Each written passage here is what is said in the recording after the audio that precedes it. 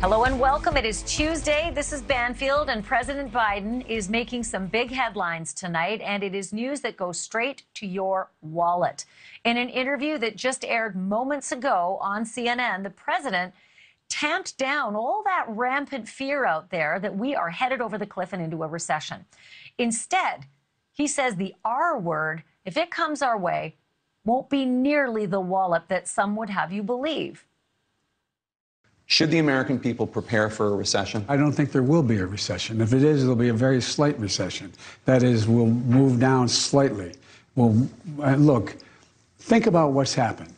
We have done more. We're in a better position than any other major country in the world, economically and politically. We still have real problems, but look what we got done. We passed so much legislation. It is possible. Look, it is possible. I don't anticipate it. The president also talked about Brittany Griner, who's in prison in Russia, and the only subject that he would discuss with President Putin. Well, if he came to me at the G20 and said, I want to talk about the release of Griner, I'd meet with him. But while President Biden might be grabbing a lot of the headlines right this moment, it's his one-time opponent and maybe future opponent, Donald Trump, who's getting all the attention. He is in a virtual funnel cloud right now of speculation. Did his latest lawyer flip on him? Are Trump and his son, Eric, dodging a subpoena by evading a process server? Is the DOJ closer to indicting him? Does he still have more classified documents stashed away somewhere else? And here's the big one. Will he run for president again in 2024? And if so, what are his chances? It is a lot to take in, so let's go one by one, starting with that last question. Does Trump have another shot at the Oval Office? It has Democrats on edge and his potential Republican rivals stuck in neutral. For the record, Trump has not officially made an announcement, but he sure dropped a lot of hints. This summer, he told a crowd in Nevada this. We had a president who ran twice and won twice and may have to do it a third time. Can you believe that? And that, of course, was a reference to the false claim that the 2020 election was somehow stolen. It wasn't. Last month, he told a crowd in Pennsylvania this. And in 2024, most importantly, I got to say, Ted, I'm sorry, but most importantly, I shouldn't say that, Ted, but most importantly, we're going to take back our magnificent White House. We're going to take it back. The New York Times reporter Maggie Haberman, who is currently promoting her book about Trump, says most of Trump's own team does believe that he will run. And they also say, quote, the second he says he's not, he's irrelevant. So what might a second Trump administration mean for this country? Well, the Washington Post magazine has done a really deep dive on that. They surveyed 21 experts in politics, the military, the economy, and civil rights. And their assessment was pretty grim. It ranges all the way from oligarchy to a police state and the collapse of the democracy. To be fair, the Washington Post has its critics. But all of this hinges on Trump even being allowed to run again. And the investigations around him and his family aren't going away. And tonight, there are serious questions about one of his most trusted lawyers who just sat down with the feds. If the name Christina Bobb sounds familiar, it should.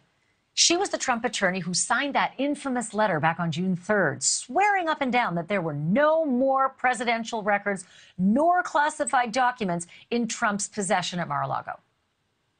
Well, look at that picture. That's the proof right there. The statement was untrue because 2 months later, the FBI found all that. It was more than 100 records with classification markings at Mar-a-Lago and thousands of other documents, including some documents like this that were even in Trump's own desk. So that letter, E. According to reports, Bob just met with the federal prosecutors on Friday, and she said that while she didn't sign that letter, while she signed that letter, she didn't write that letter. And then also said she didn't know whether it was true. Okay, so that's a lot of trouble for her. And who knows what she'll do about it. She pointed fingers at 2 other Trump lawyers, though. And that's also trouble, because those lawyers may or may not, at some point in the future, point fingers at Trump himself. And when I say lawyers, I mean all of them. That is happening in Florida, but there's also action in New York. Remember, that is where Trump and his kids are facing a massive lawsuit accusing them of financial crimes. By now, almost all of the lawsuit's 16 defendants have been served, all except for 2. And those 2, Donald Trump and Eric Trump, his son. New York Attorney General claims that Trump and Eric have been using, quote, gamesmanship to duck and run from the process server and thus further delay this lawsuit. There is a whole lot to discuss tonight. And fortunately, I'm joined by 2 people who literally wrote the book on the Trump administration. It's called The Divider: Trump in the White House, 2017 to 2021. Very happy to welcome its author, Susan Glasser, a staff writer for The New Yorker, and Peter Baker, chief White House correspondent for The New York Times. Welcome to both of you. I'm so glad to have you on. This is a real privilege, especially tonight when we have some breaking news with the president, who is just giving an interview to Jake Tapper. I want you to, if you can, I'll start with you, Peter. The news that the president made tonight about the recession.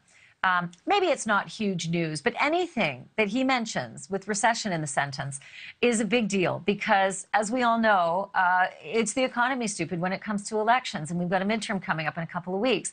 Is that sort of the main headline that will be out on the front of the New York Times? Or is this just white noise because people feel it? It doesn't matter what you say.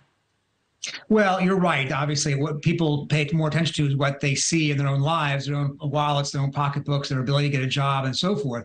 But it is important for a president to frame expectations and frame the understanding of it. And that's something President Biden is trying to do 30 days out from an election. Now, look, if there is a recession, it's an odd one, right? We have had negative growth. That is a normal sign of recession. And obviously, we're seeing high inflation. At the same time, we have only 3.5% unemployment. We have a labor shortage. So in other words, if you want a job, you can pretty much get one, even if it might not be the one you want. So it's an odd situation that that defies the normal categorization. But you're right that it is a political question as much as an economic question at this point out. So, Susan, talk to me about that one comment as well about what would compel the president to speak with President Putin. And I would have expected the answer to be the war. But instead, it was if Putin approaches me at the G7, I think it's in May, it's in the spring anyway, in Japan. If Putin approached him, he would discuss Brittany Griner with him. Were you surprised at that? Well, look, I think the point that Biden was trying to make, which is an interesting one, is that you don't want to reward Putin's nuclear blackmail. And that's frankly what it is. Vladimir Putin has been blackmailing not only Ukraine, but the rest of the world with his very reckless talk about nuclear weapons and whether he might need to resort to them. Just the other day, Biden was, reported to have talked about the possibility of Armageddon at a fundraiser, contemplating the consequences of Putin's, not doing well on the battlefield and essentially escalating by use of this. So I think the point that the U.S. has stressed from the beginning that Biden emphasized in this interview tonight was it's not for the United States to negotiate the fate of Ukraine. Putin wants to portray it as the United States versus Russia. But the reality is that Putin has invaded his neighbor, Ukraine. The United States is not a party to the war on the ground.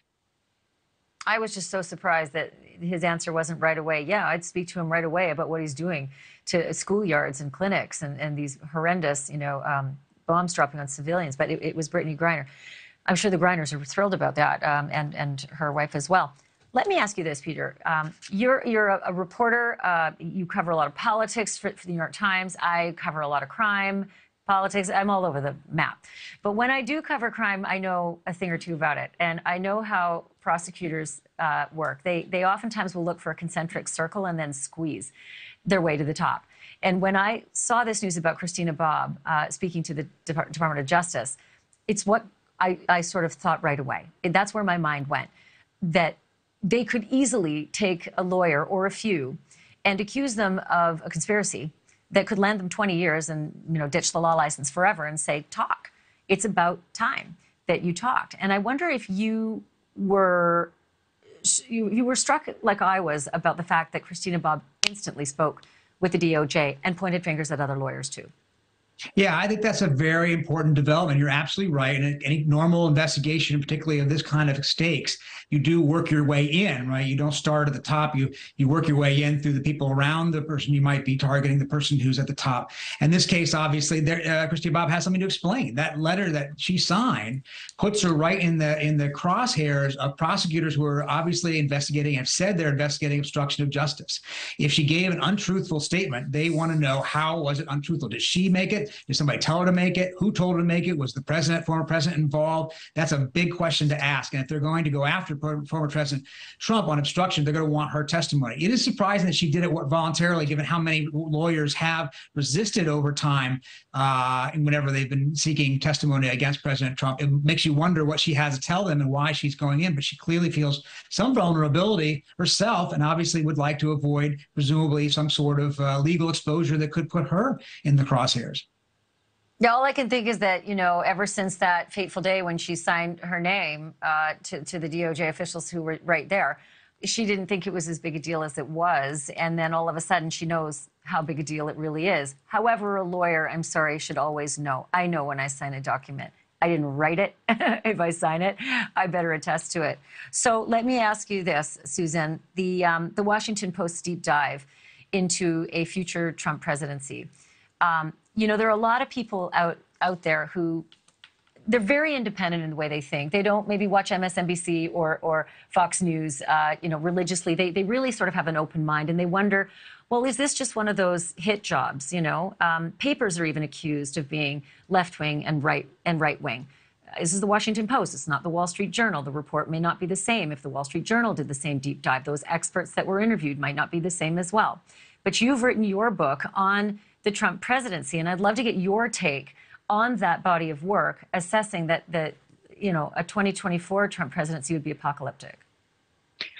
We did do the divider in part because we wanted to study not just the catastrophic ending of the Trump presidency with its lies about the 2020 election, but to show how it built up to it, and that it wasn't really an outlier, but in many ways a logical consequence of Trump's 4-year assault on American institutions. And one of the strong takeaways that we came away with from doing the book, talking with more than 300 sources just after the Trump presidency in original reporting, in addition to pulling together a voluminous amount of work that was done during Trump's presidency, it's very clear that over time he shed advisors who he perceived as constraining him, that he became even more disruptive in his attacks on institutions as he gained confidence in the presidency, that he made personal loyalty increasingly rather than ideology or anything else the litmus test. And there are many of those who worked with Trump. These are,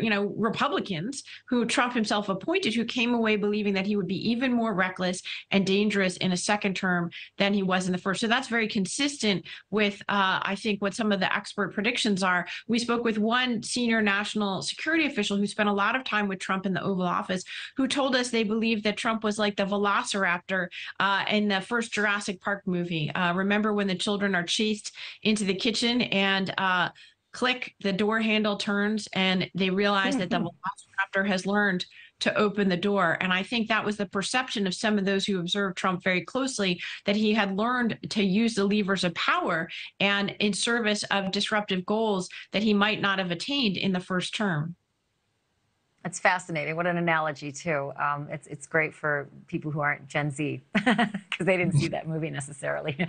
So, Peter, this is a question I think, I was just watching Dwayne "The Rock" Johnson also being asked whether he would consider a run for the presidency. And I'm laughing only because, is that really where it's at these days? That you just got to have a big, shiny candidate, a populist now? And would the Democrats ever consider at this point that that's what they have to do? They got to take a page from the Republican playbook, because Trump didn't have any political experience and Dwayne "The Rock" Johnson doesn't. They're both, really exciting, exuberant and enjoyable characters.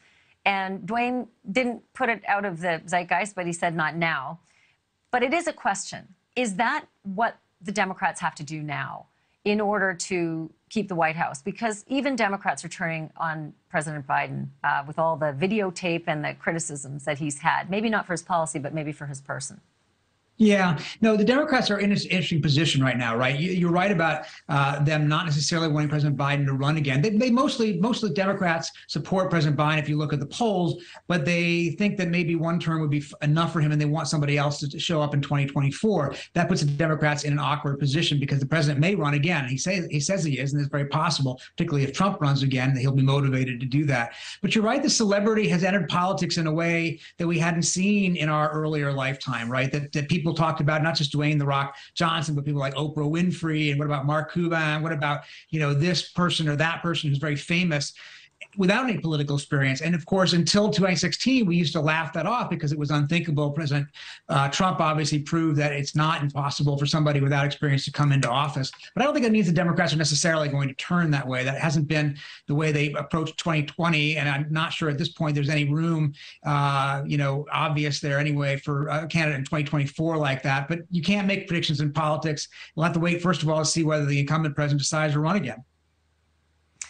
It's just great talking to you guys. Thank you so much, Peter Baker and Susan Glasser. The book is called The Divider, Trump in the White House, 2017 to 2021. I look forward to the next chance that we can get together and do this again. Thanks very much. Thank you. Thank you for watching. Go to newsnationnow.com to find NewsNation on your television provider. And don't forget to click the red subscribe button below to get more of NewsNation's fact-driven, unbiased coverage.